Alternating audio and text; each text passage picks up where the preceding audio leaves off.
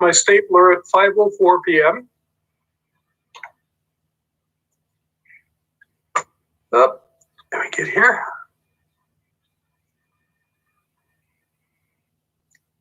But I cannot find the agenda for today's meeting. I apologize. I've got September, but I can't find today's meeting. I can prompt you if you'd like. Public forum is first. Do we have any public comment?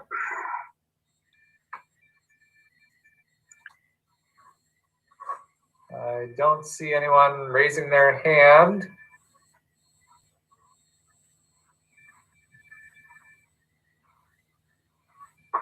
Nope. All right. Next is approval of the September 14th, 2020 minutes. Does anybody have any questions or feedback on the minutes from last month? It looked pretty thorough to me, so I would move to approve the minutes from September. I'm happy to second. You, Troy? All those in favor, say aye. Aye. Aye. Opposed? It passes unanimously. We've approved the minutes. All right, and the next item is the spring special project grant hearings. And the first organization up is Town and Gown. So is there someone for Town and Gown? I believe that's Bill Dilla. No. Yeah, I don't know if is Joe Merchant on the call yet? Yes. Okay, so Joe is going to present the special project grant. Hello, everybody. Can you hear me okay? Yes. Great, thanks. Well, thanks for this time. I'm the current president of Ames Town and Gown. Our special grant application pertains to a lecture that we had hoped to have presented this year, but to celebrate the 250th anniversary of Beethoven's birth.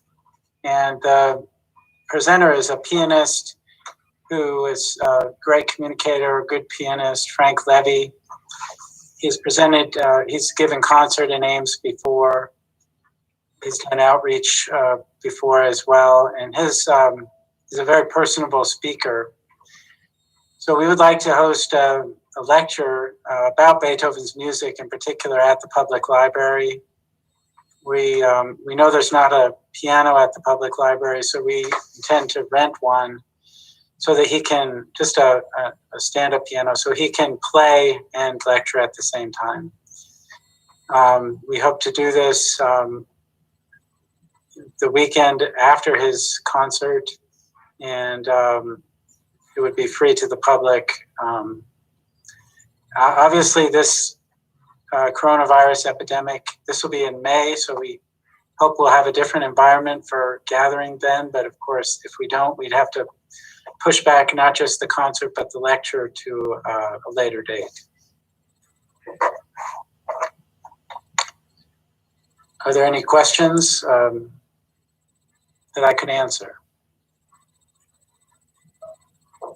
Which, would this be in the room on the first floor? I'm not sure what the capacity of that is. It says that there would be 100 people. I don't know if, is there a room for 100 people in that first floor room, or is there another room?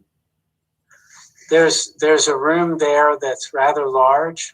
They have book sales, and I've been in large gatherings there. I guess I didn't check the capacity, but I've been in science fairs with my high school daughters. It's a pretty big room. Yeah, so Joe, I can answer that. Yeah. We had an event there, I guess, I don't know, it was about a year and a half ago, where we had about 60 people, and the room was only about half full. So the room would hold up Okay. 20. And I guess the other thing we need to explain is why we're, applying for this outside our regular budget process. Typically, when you've got a visiting artist, the package is recital plus a master class. In his case, it would be for local piano students. But given that our programming has been kind of all online, and some of the special programming we plan to do around Beethoven's birthday is a little thin, we thought that if circumstances do allow Mr. Levy to come, that this would be a good opportunity to add another day to his visit and have a lecture for the general public. Yeah, it sounds great. Thanks, Bill.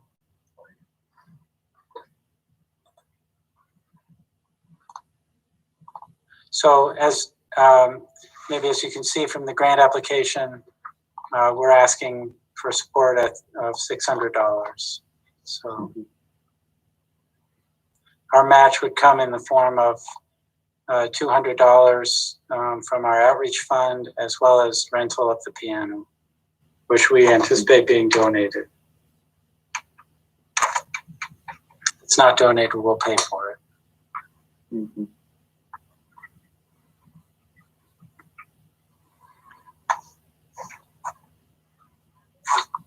Cool. I don't have any other questions, Tom. I don't know if anybody else does. Okay, Thank you. great. Do you need us to stay on the call, or do we? I'm just not sure. I haven't done this before, so. Well, actually, Joe, I will stay on the call because I'm on the agenda later on to discuss our fall grant. So Okay, great. Well, I appreciate that, Bill. Thank you very much. Thank you to all of you. Appreciate it.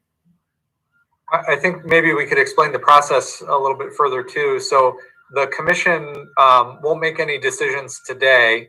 After these hearings, the commissioners will all make their own individual recommendations for the funding to award. And then at the next commission meeting, those will all get reconciled, and a final recommendation will be sent to the city council for approval. And so that's the time that the final decision would be made. Thank you. I'll stay on the call, but I'll just mute myself. So thank you very much. Okay. Brian, I know this would come up next meeting, but do you have a thing for us to keep in mind about what our allotment is for next spring? Yes, I was just doing the arithmetic on that. Okay. So I believe, if my math's right, you've got $2,453 remaining, and the total requests add up to $2,600. Okay. Now, you're not obligated to allocate all of that $2,600, but any funds that are unallocated will go back to the local option sales tax fund balance. Mm-hmm. Okay, cool. Okay. Okay, so if there's any further discussion, the commission could have that now. Otherwise, we can move on to the next request. Next. So the next is Story Theater Company.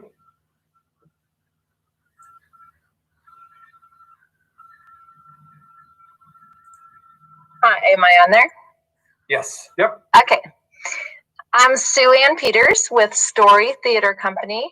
We submitted a request for the spring special grant due to changes in our season after the postponements of our stage theater events and our in-person programming due to COVID-19. So we have begun to offer online programming through workshops and clubs to keep our theater students engaged in learning skills while we cannot meet together. Our winter and spring lineup, which we're planning for January to April, will feature online workshops covering a variety of technical theater topics and performance-based themes. Some virtual workshops require a supply kit to ensure our high-quality, consistent experiences for all students. Since ticket revenue is the challenge of online programming, receiving a special project grant to fund workshop supply kits would allow STC to keep our high quality virtual workshops affordable and accessible. In a time when access to the arts is severely limited, STC's virtual workshops and supply kits bring the dramatic arts to Ames young people, educating and entertaining them from the comfort and safety of their homes. Virtual workshops allow these young people to continue their arts education through the pandemic, preparing them to participate in future STC performances, which we hope is very soon. We ask that you join with us to help produce these creative opportunities for interactive theater programming. STC's virtual workshops will contribute to the cultural growth and quality of life for Ames young people. Thank you for your time. I'll answer any questions you may have.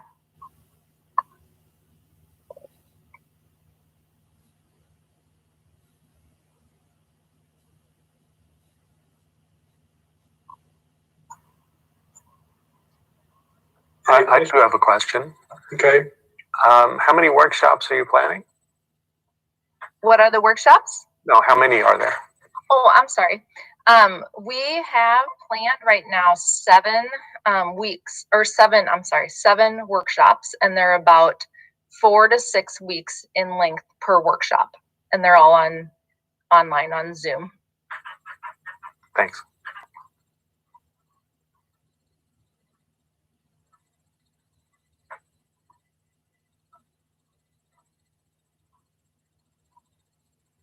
Anyone else?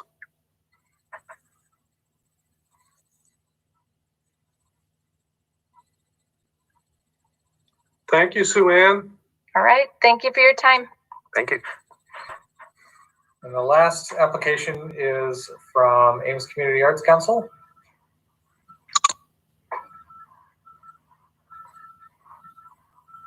There, I think I've unmuted. This is Jenny Brockpoller, the director of the Ames Community Arts Council. And we are seeking funds to do something called the Music Mobile Stage in partnership with Stevens Auditorium.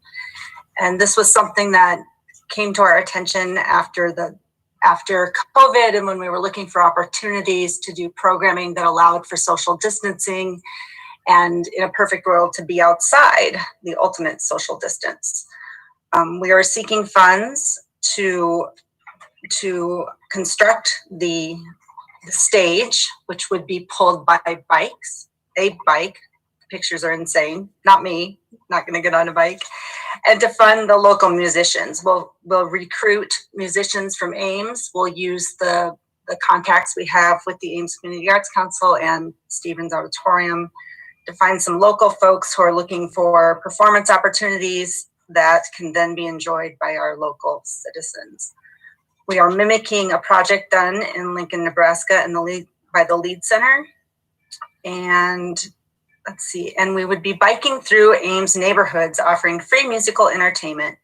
Programming would run April through June and the new partnership would provide free quality entertainment for the entire family while also supporting musicians regardless of the state of the pandemic.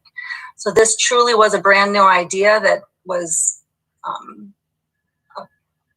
a result of what's been going on in the world lately.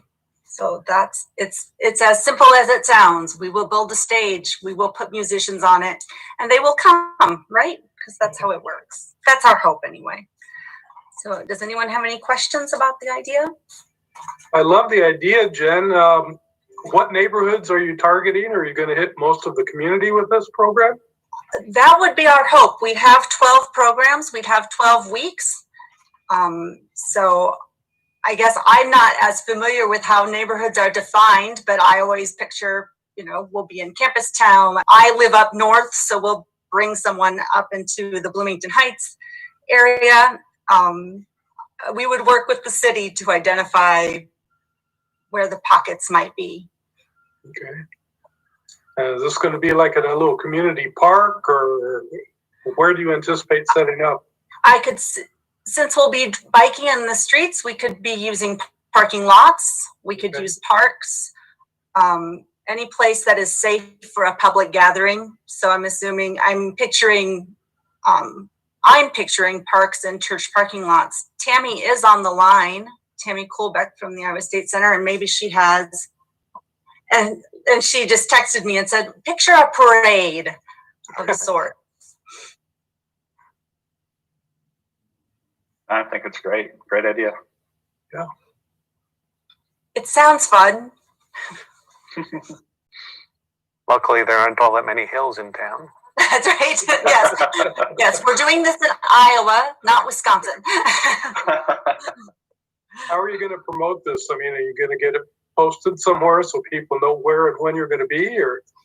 We would use our social media outlets like we typically do, hoping we could get some local support from KHOI, KASI. Being on the Friday morning programs with KASI would be really helpful, and using our usual outlets. We typically get, when we do a gathering of artists, we get between 50 and 80 people, using just our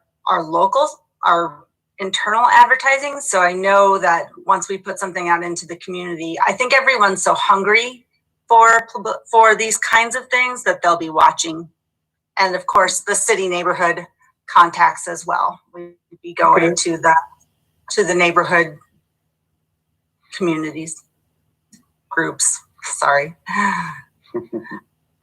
Any other questions? Great ideas. Thanks, Jen. Thank you. That's all for the requests. Are there any questions for me about the process from commission members? I've emailed you all the spreadsheet just now, so you've got that. You can plug in your recommendations and send that back to me and or Jackie. I think if we could get that back by Halloween, that would be great. If you want to fill it out earlier, that's also great. But we'll let you know if we're missing anybody's before the next meeting.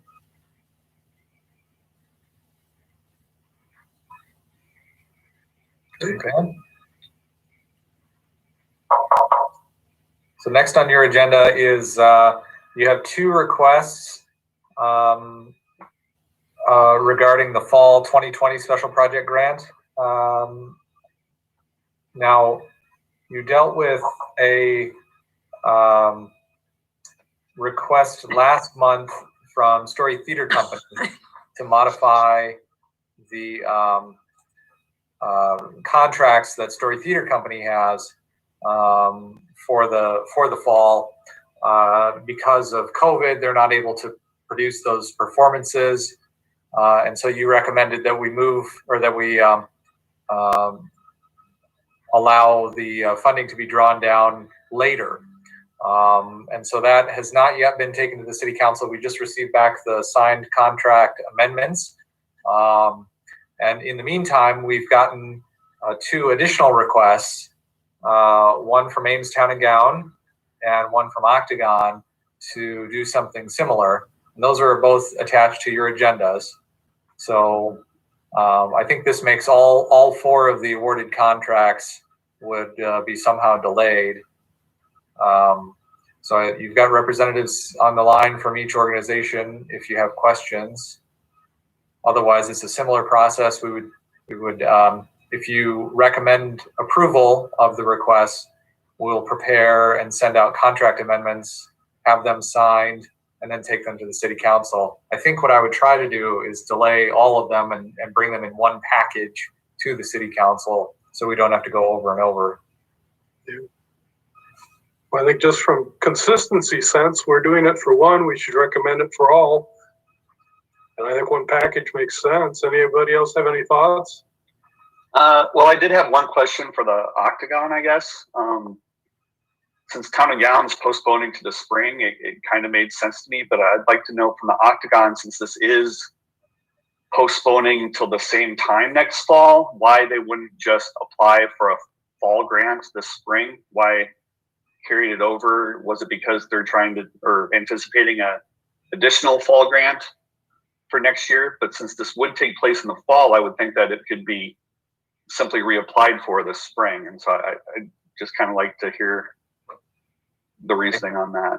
I don't see Heather from the Octagon on the call. So I'm not sure that anybody's going to be able to answer that question for you, Troy. I think in general, we wanted to make sure that we got funding into their pockets, because we're not confident that we're going to have the same level of funding next year, with the tax base being lower, obviously. So if we can get the money to them now, since it's already allocated, that would be a good thing, because we may not have money for the grants next fall, depending on what the city council comes up with for us. I mean, is that correct, Brian? Well, with these requests, what we would do is we would, if it crosses into the next fiscal year, we'd carry over that money.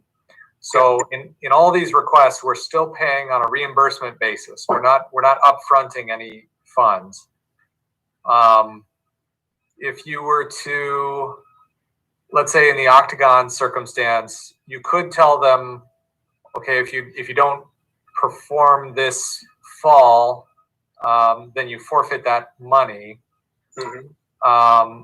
And then if they were to apply again for next fall, then you would just be taking that money for next fall out of the pot that would be available for all the other requests that fall. Right. And that would be the plus of doing this, was we still have the money in the spring for the fall. So yeah. So if you, I mean, I guess there's different ways to look at it depending on how you'd like to proceed.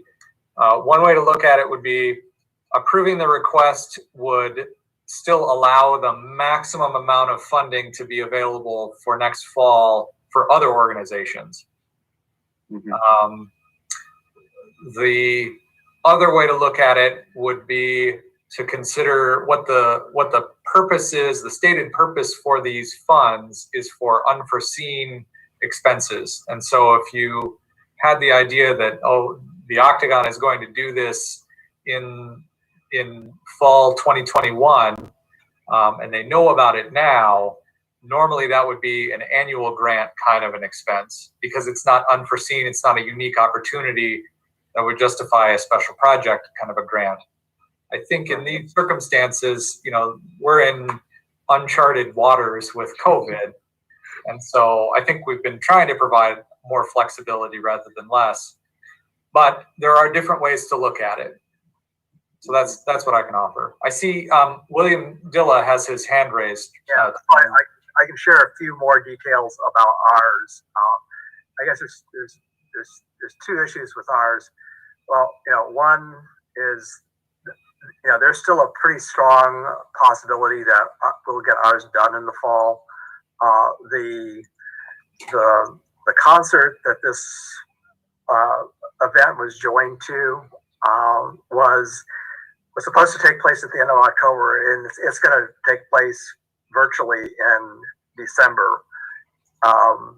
But the outreach doesn't necessarily have to take place at this time. We think that we're pretty sure that the artists will be ready for the outreach by the end of fall. The thing that we're kind of hedging and uncertain about is we know there's a lot of uncertainty about school schedules, especially in things like scheduling music events. So I guess what I'm saying, there's a pretty good chance we would get it done this fall, but we wouldn't do postponing beyond the spring.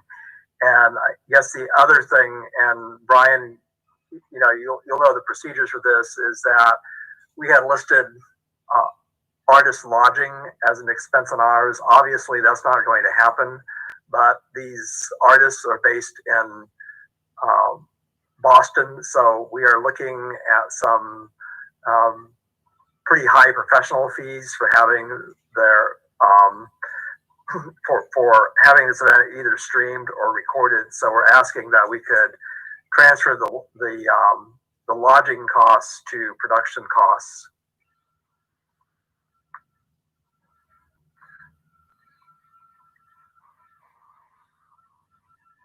Bill, I just want to point out what's probably a typo in your point 2 of the request.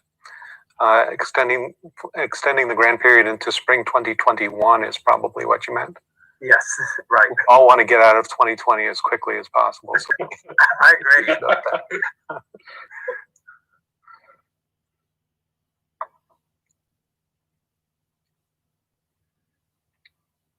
I guess I'd throw it up for discussion that we should try to move them all forward and present them as one package to the council, unless anybody has another idea.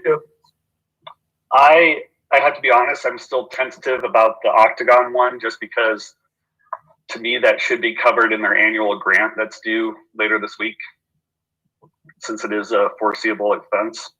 I'm kind of going back and forth on that. Okay. If there's anybody else who has a Diane? Deanna? I think it's fine to treat everyone the same, because this is a special event, right? I mean, it's not an ongoing expense. So I disagree with Troy. And it was intended for something that was supposed to have happened and didn't. So it does reduce their flexibility for new programming next year if we don't go ahead with this. Okay. Well, entertain a motion from anyone.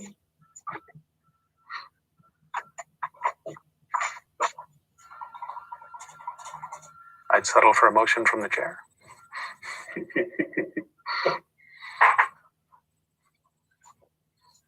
I guess I would move that we bundle them together and push them forward, unless there's another objection.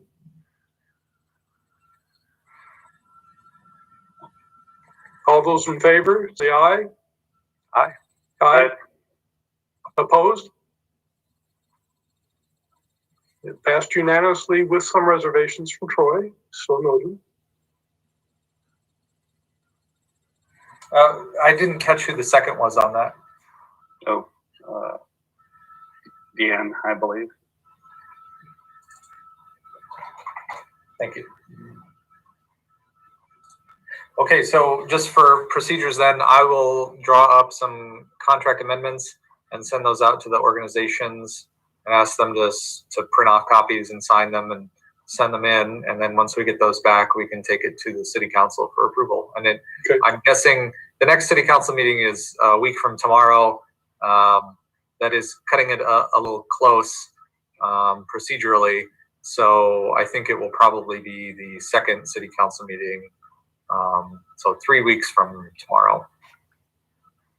Okay. Brian, is that something that someone from CODA needs to be present at for questions or anything, or is it pretty much? I don't think so. Okay. I would plan to put this on the consent agenda. So Okay. I wouldn't expect that there would be discussion. And certainly we ask the council members individually if they have any questions before the council meeting, and try to explain things as much as possible so they can move through. Okay, cool. But if I hear of any concerns or something, I'll certainly send a message out to the commissioners. Great. Good.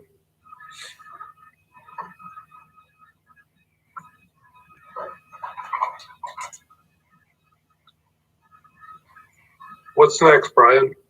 Oh, sorry.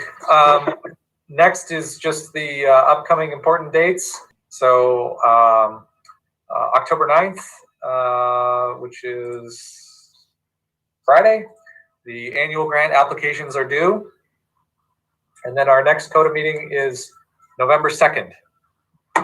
So I had sent a note in my email about with the spreadsheet for your special project grant recommendations, but I will probably not be at that CODA meeting. And so if somebody would be good enough to take minutes, that would be much appreciated. All right. We'll make sure that you get the packets and everything that you need to make the decisions. It should be pretty straightforward with just the, is that hearings as well? Yes, I think that's the, well, I don't have my calendar in front of me. That may be the, oh, Jen knows. November 2nd is the Yeah, grant it's hearings. It's the grant hearings, yes. Oh, goodness. Okay. Well, we'll see if we can provide some assistance from someone in the office. I'll help you manage that. One other thing, Brian, we've been talking about getting a CODA survey out, and I did get some additional questions dribbling in over the last few days. Okay. So I will kind of condense all of them together and send them out to everybody. Please take a couple minutes and review them, make any suggestions or comments you have. And then if we decide to go forward with the survey, I still think it's a good idea, but it's up to everybody. We can get it sent out here pretty quickly.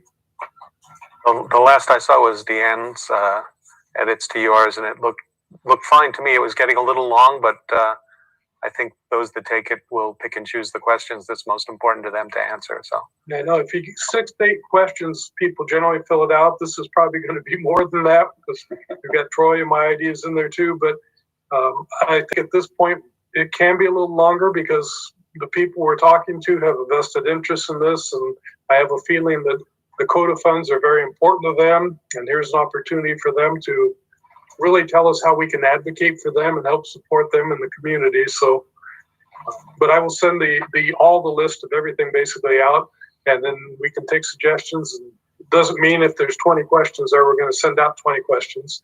There is some duplication that I'll probably weed out, but I really think this is kind of important and we should get it done. And now that we're kind of coming out of the COVID, hopefully, cycle, we should be planning ahead for 2021. So. okay.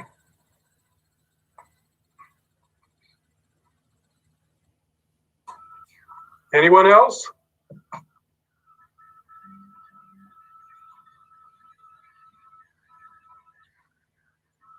I think that's it, Brian.